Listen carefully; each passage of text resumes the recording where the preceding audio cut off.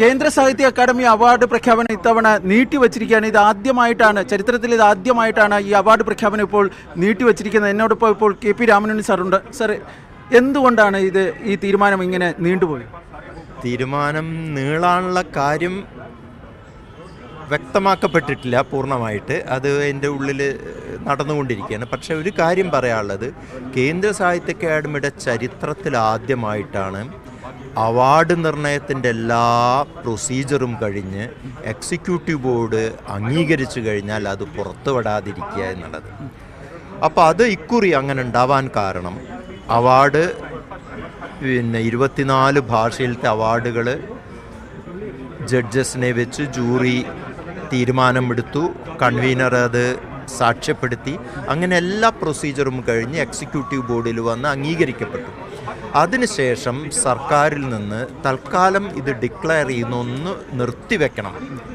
അതായത് രാവിലെ ചേർന്ന യോഗത്തിൽ ഈ അവാർഡിന് അർഹത പേര് പ്രഖ്യാപിച്ചു. പിന്നീട് കേന്ദ്ര സർക്കാരിൻ്റെ ഭാഗത്തു നിന്ന് ഒരു ഇടപെടലുണ്ട്. കേന്ദ്ര സർക്കാരിൻ്റെ ഭാഗത്തുനിന്ന് അവാർഡിൻ്റെ പ്രഖ്യാപിച്ചവരുടെ പേരിലുള്ള പ്രശ്നങ്ങളും ഒന്നുമായിട്ടല്ല. കാരണം അതിലൊന്നും മാറ്റം വരുത്താൻ പറ്റില്ല. കേന്ദ്ര സാഹിത്യ അക്കാദമിയുടെ പ്രൊസീജർ പ്രകാരം അംഗീകരിച്ച പേരുകൾ തന്നെയാണ്, അതിലൊന്നും ഒരു മാറ്റവും വരില്ല. പക്ഷേ ഇത് ഡിക്ലെയർ ചെയ്യുന്ന തൽക്കാലം ഒന്നും മാറ്റി വയ്ക്കാൻ വേണ്ടി കൾച്ചറൽ മിനിസ്ട്രിയിൽ നിന്ന് ഒരു ഓർഡർ കിട്ടി. അപ്പോൾ അങ്ങനെ ഓർഡർ വരുന്ന സമയത്ത് കൾച്ചറൽ മിനിസ്ട്രിയുടെ ഭാഗമായിട്ട് അതിൻ്റെ ഫണ്ടഡ് ആയിട്ടുള്ള ഓട്ടോണമസ് ആണെങ്കിൽ കൂടി ഉള്ള പ്രസ്ഥാനമായതുകൊണ്ട് അവരായിട്ടുള്ളൊരു MOU മിനിസ്ട്രിയായിട്ട് സൈൻ ചെയ്തുകൊണ്ട് പ്രസിഡന്റ് പറഞ്ഞു നമുക്കത് നെഗ്ലക്റ്റ് ചെയ്യാൻ പറ്റില്ല. കാരണം അവർ പറയുന്നത് നമുക്ക് അവരായിട്ടുള്ളൊരു അണ്ടർസ്റ്റാൻഡിങ് തെറ്റാവുന്നതുകൊണ്ട് തൽക്കാലം നമ്മളത് ഗവൺമെൻറ്റിന് ഒരു സാംസ്കാരിക നിർത്തിവെച്ചെങ്കിലും എഴുത്തുകാർ പൂർണ്ണമായിട്ട് എക്സിക്യൂട്ടീവ് ബോർഡ് ഇത് ഉടനെ നിർത്തിവെച്ചത് ശരിയല്ല, ഉടനെ ഡിക്ലെയർ ചെയ്യണം. അത് സാഹിത്യ അക്കാദമിയുടെ പാരമ്പര്യത്തിനും സന്മനസ്സിനും നല്ല പാരമ്പര്യത്തിന് വിരുദ്ധമായിട്ടുള്ള കാര്യമാണ്. ഇന്ത്യയിൽ ഒട്ടാകെയുള്ള എഴുത്തുകാർ ആത്മാഭിമാനത്തെ വ്രണപ്പെടുത്തുന്നതാണ് ഞങ്ങൾ കൾച്ചറൽ മിനിസ്ട്രിനെ അറിയിച്ചിട്ടുണ്ട്.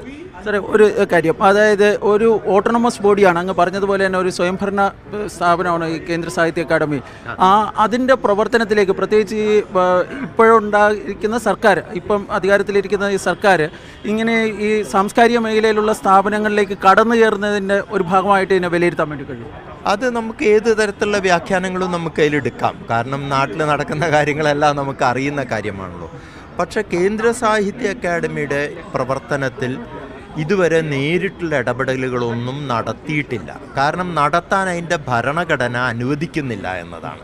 അതുകൊണ്ട് നേരിട്ടുള്ള ഇടപെടലുകളൊന്നും നടത്തിയിട്ടില്ല. ഇപ്പോൾ മാത്രമാണ് ഡിക്ലെയർ ചെയ്യുന്നിടത്ത് ഇതിൽ ഇന്ന പ്രശ്നം കൊണ്ടാണെന്നോ അവാർഡ് കൊടുക്കുന്നവർക്ക് ഇഷ്ടമല്ല എന്നിട്ട് ഇങ്ങനത്തെ ഒരു കാര്യങ്ങളും പറഞ്ഞിട്ടില്ല. അങ്ങനെയൊന്നുമില്ല എന്നാണ് ഗവൺമെൻറ് സെക്രട്ടറിയും പറഞ്ഞത്. പക്ഷേ ഒരു ഓർഡർ വന്നു, തൽക്കാലം ഇത് ഡിക്ലെയർ ചെയ്യാതിരിക്കും. ഇതൊരു ആപൽക്കരമായ ഒരു പ്രവണതയല്ലേ? തീർച്ചയായിട്ടും ഒരു സാംസ്കാരിക പ്രവർത്തനം എന്നുള്ള നിലയ്ക്ക്, ഒരു എഴുത്തുകാരെന്നുള്ള നിലയ്ക്ക് ഇത് വളരെ നിർഭാഗ്യകരമായിട്ടുള്ള ഒരു കാര്യമാണ്. കൂടുതൽ ഞാനൊന്നും കടത്തി പറയുന്നില്ല. കാരണം ഞാനിപ്പോഴും എൻ്റെ എക്സിക്യൂട്ടീവിൽ ഇരുന്നു കൊണ്ട് ഇതിനെ നേരെയാക്കി എടുക്കാൻ വേണ്ടിയിട്ടുള്ള ശ്രമങ്ങൾ നടത്തുകൊണ്ട് കൂടുതൽ പ്രകോപനപരമായിട്ടുള്ള പ്രസ്താവനകളിലേക്ക് ഇപ്പം ഇറങ്ങുന്നില്ല. കാരണം എൻ്റെ മുന്നിലുള്ള ആദ്യത്തെ താല്പര്യം ഇപ്പോൾ കേന്ദ്ര സാഹിത്യ അക്കാദമിയുടെ സ്വയംഭരണവും അതിൻ്റെ ആത്മാഭിമാനം ഉയർത്തിപ്പിടിക്കാൻ വേണ്ടിയിട്ടുള്ള നെഗോഷിയേഷൻസിന് മുൻകൈയെടുക്കുക എന്നുള്ളതാണ്. അവസാനമല്ല, കേന്ദ്ര സാഹിത്യ അക്കാദമിയിൽ നിന്ന് നമ്മുടെ ഭാഷയ്ക്ക് ധാരാളം പരിപാടികൾ നടന്നുകൊണ്ടിരിക്കുകയാണ്. അതെല്ലാം ഇനിയും നടന്നുകൊണ്ടിരിക്കാനുള്ള ശ്രമം. അപ്പോൾ അതിന് വിരുദ്ധമായിട്ടുള്ളൊരു പ്രസ്താവനകൾക്ക് എനിക്ക് മറ്റഭിപ്രായങ്ങൾ ഉണ്ടെങ്കിലും ഞാൻ പറയുന്നത്. അവസാനമായിട്ടൊരു ചോദ്യം, എന്നായിരിക്കും ഇനി ഒരു പ്രഖ്യാപനം ഉണ്ടാകുക? എന്ന് നമുക്ക് ഈ പ്രഖ്യാപനം അതിനിപ്പോൾ സാഹിത്യ അക്കാദമിയുടെ സെക്രട്ടറി, അതിപ്പോൾ ഗവൺമെൻറ് സെക്രട്ടറി ഡെപ്യൂട്ടേഷനിലാണ്. അവരെല്ലാം എക്സിക്യൂട്ടീവ് ബോർഡ് മെമ്പർമാരെല്ലാം പറഞ്ഞിട്ടുണ്ട് മിനിസ്ട്രീനെ കൺവിൻസ് ചെയ്യണം. ഇത് വളരെ മോശപരമായിട്ടുള്ള കാര്യമായിരിക്കും, നാട്ടിൽ മുഴുവൻ ചീത്തപ്പേരുണ്ടാക്കും. ഉടനെ ഇത് സ്റ്റോൾ ചെയ്യാൻ വേണ്ടിയിട്ട്, നിർത്തിവെക്കാൻ വേണ്ടിയിട്ടുള്ള ഓർഡർ മാറ്റുകയും ഇത് ഉടനെ ഡിക്ലെയർ ചെയ്യാനുള്ള അവസ്ഥ ഉണ്ടാക്കുകയും വേണമെന്ന് സെക്രട്ടറിയോട് പറഞ്ഞയച്ചിട്ടുണ്ട്. അപ്പോൾ സെക്രട്ടറി മിനിസ്ട്രീനായിട്ട് നെഗോഷിയേറ്റ് ചെയ്തിട്ട് അനുകൂലമായിട്ടുള്ള ഒരു അവസ്ഥയിലേക്ക് എത്തുമെന്നാണ് പ്രതീക്ഷിക്കുന്നത്.